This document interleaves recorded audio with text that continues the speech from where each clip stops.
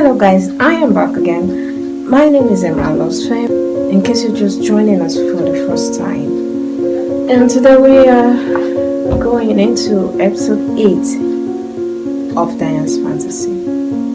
Without wasting too much time, I'll just love to go straight into it. This is in 1979. Rick was 5 years old.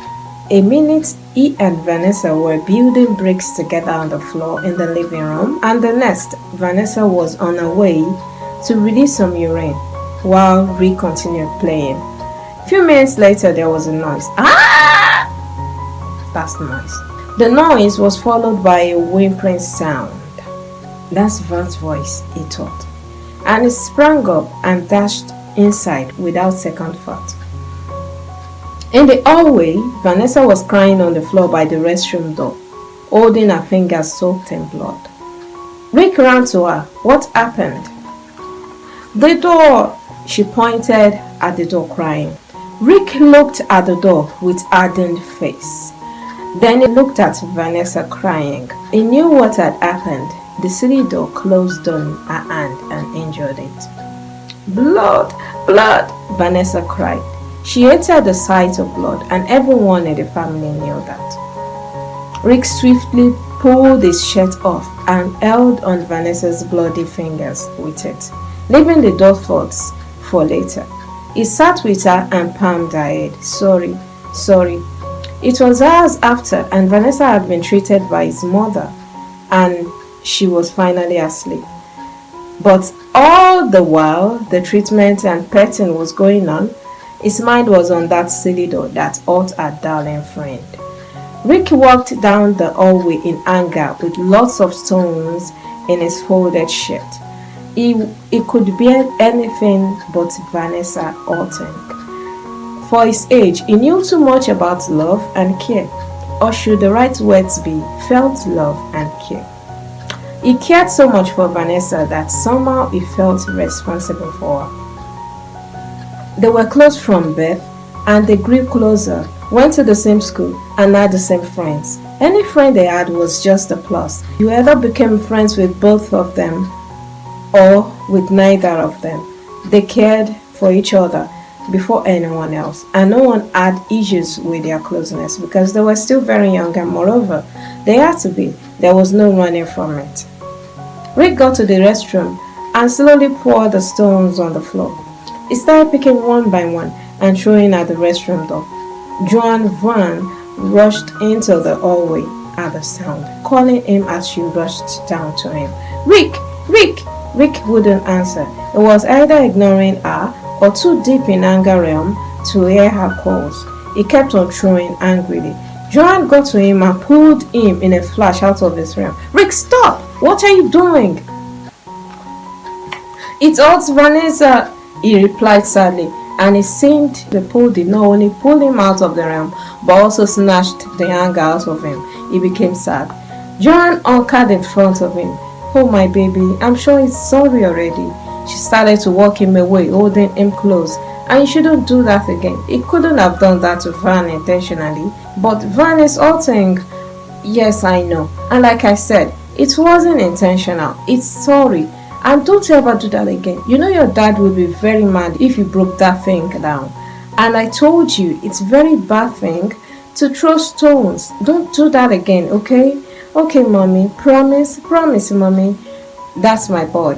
And don't worry, Van will be fine. She's sleeping peacefully now. And by the time she wakes up, she will be fine, I promise. Moreover, don't forget Van's dad is a doctor. He will take a better care of her, and her fingers will be as good as new, huh? She smiled at him, and Rick smiled back, nodding. Rick and Vanessa had known each other since they were born. If they didn't bear different surnames, some would have thought they were twins. The Vaughns and the Norths were best friends and neighbors, and as if that was not enough, the wives, Joan Van and Audie North, gave birth on the same day, an hour apart in the same hospital. They would always jest that their husbands had planned for both of them. Vanessa's father, Nam North, was a doctor in the hospital where they gave birth, and so it was easy and smooth for them. The joy in the family knew no bound, especially for the fathers, that the celebration went on for more than a week, and that made Al the week, but not Joanne. She was always known for her weird energy. She was the strong of the two. Then the unfortunate happened. A month later, Aldi died in a fire accident. She was burnt without recognition in a car crash, and Nam still blamed himself for it. If only he had gone for the groceries and hadn't had an urgent call from the hospital. They had planned they would go for the groceries that day, and he was on his way when the call came in, and he had to rush to the hospital for an emergency. Aldi was a bit weak, but she opted to go for the groceries. Don't worry, darling. You go to the hospital and I will go for the groceries, she said. Are you sure? I mean, you're weak. Yeah, but not too weak to go out. And I have taken some medications, remember? Don't worry, I'll be fine. You go to the hospital. It's urgent. Okay, do me a favor. Don't stress yourself taking Van. You can leave her with the Vans. Okay, she smiled. He kissed her and she looked into his eyes and said, I love you. Lamb smiled at her. I will give you the response when I get back. And because I want so much to say it, I will go and be back in a jiffy. Don't move. We'll go to the groceries together when I get back, okay? He changed his mind and she nodded. Promise? She nodded again. Good. Lamb rushed out of the house and that was the last they saw of her, only to receive the bad news at work and phone. Your wife was involved in a car accident. The car caught fire. She's dead. The words rang in his ears like a bell that couldn't stop ringing. I told her not to move. I told her we would go together. All she had to do was listen to me and not move. Only if I hadn't picked that damn call, I shouldn't have left her alone. She was weak and I didn't even get to reply her. He beat himself every day till this minute. Draven had to take on all this responsibility from the moment.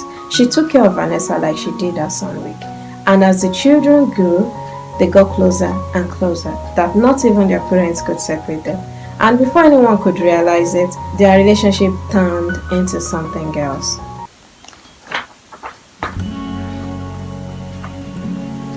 Year 1987. Rick and Vanessa were by the riverbank. They were leaning in the sand in front of each other, holding each other's hands with their eyes closed. They opened their bright eyes and grinned so much at each other. What did you say? Vanessa asked. Your image. Vanessa laughed and sat her butt in the sand. Rick joined, chuckling. Vanessa looked into the ocean in silence while Rick watched and admired Vanessa's beautiful, bright face in silence. Then he looked at the waters. How would you love your wedding to be like? Vanessa looked at him grinning. She was thoughtful, and it seemed she suddenly put herself in the dream and felt how she wanted it to be. Fabulous, she said cheerfully. Rick smiled at her. You? She asked. Same? You're asking me? She chuckled. Rick pecked her on the cheek swiftly and ran off. Vanessa held her cheek and smiled as she watched him run off. Then she sprang up and chased after him, both giggling as they ran. Their love grew deep-rooted and thick as they grew. They couldn't do a day without seeing each other, and this started to cause concerns to their parents. At 16, they had really concluded in their hearts they were going to spend their lives together. They were so sure, sitting under that fig tree in each other's arms, so close to each other's breath, and with the feeling arousing deep inside them, they could never be wrong. How many children do you want us to have? Rick asked. Vanessa looked up, smiling at him, their faces within each other's breath. 2, a boy and a girl. No, 3. 2 girls and a boy. No, 2. The more children you have, the more out of shape you go. So 2, Vanessa said firmly with baby frowns. And where did you get that? Research, baby. Rick pondered. Well, much harm shouldn't be done in adding one more number to 2. Oh, come on, Stone. I'm the one to go through the stress and fall out of shape. Rick was thoughtful. Yeah, he said. And Vanessa looked at him. No, he corrected. You won't fall out of shape, but yeah, you will go through the stress. But I'm the one to go through the stress of taking care of the nagging you. What? I'm not gonna nag when I'm pregnant. You are. No, I'm not. Yes, you will. And how would you know that? She asked, nodding up at him. It's written on your cheeks. What? She laughed. You're kidding. Rick laughed, pulling her cheek, his lips to her lips. No, I'm not. Vanessa chuckled. Yes, you are. Rick kissed her. I love your crazy self.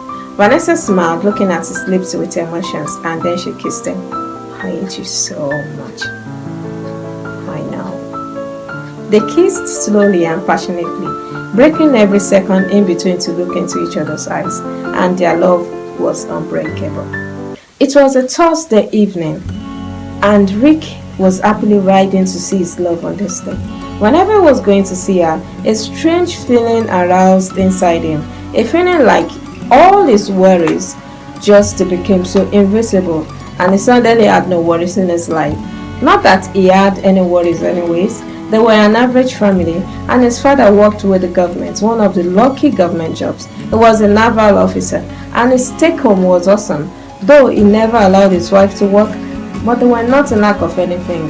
Ron Vaughn provided everything for his family, even before they needed it. And since Rick was his only child, he got everything he needed in a snap. This particular evening, he was writing his 13th year special birthday gift from his dad to see his love as usual. He was feeling as usual, but with a tinge of unsettlement. They had made plans yesterday to see this evening, and he wondered why he felt this way. Maybe because she hadn't been in school that morning and he couldn't think of why. Or maybe it was because they had planned to finalize making their relationship official to their parents that evening. Finally, their hide-and-seek love was going to be over in minutes. Though the parents knew, but they felt they make it official, starting with Lamb. He thought, if Vanessa had hinted at that before his arrival. Finally, what seemed like years of journey was over. He jumped off the bicycle, barely stopping, and knocked on the gate. He was greeted with the same nice old man. He grinned at the man, breathing heavily from the rush ride. Hey, Ten. Rick. Ten looked surprised. Is Van around? They left already. She didn't tell you. Tell me what? What do you mean they left? They left the country this morning. In fact, I'm just about closing up. I'm leaving for my town. Rick's throat ran dry instantly, and he found it hard finishing a sentence successfully.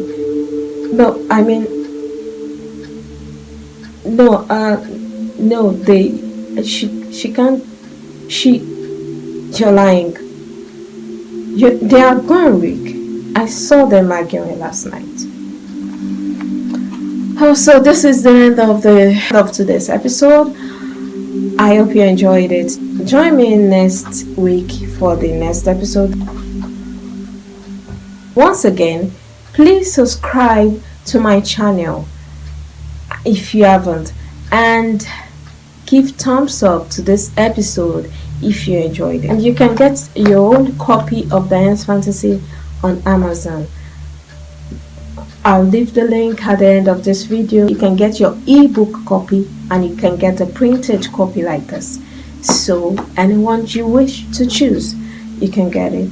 And please give thumbs up, and please subscribe if you haven't, once again, and share this video with your friends and families so that they can be part of this story, this lovely story. Thanks again. Thank you, guys. Remember, I love you. I love you. Bye, ciao. See you next week. Don't miss the episode. Always click on the notification button. Click on your notification button so that anytime I upload a new episode, you can get an alert. You won't miss any. Thanks once again. Ciao. See you next week. Mwah.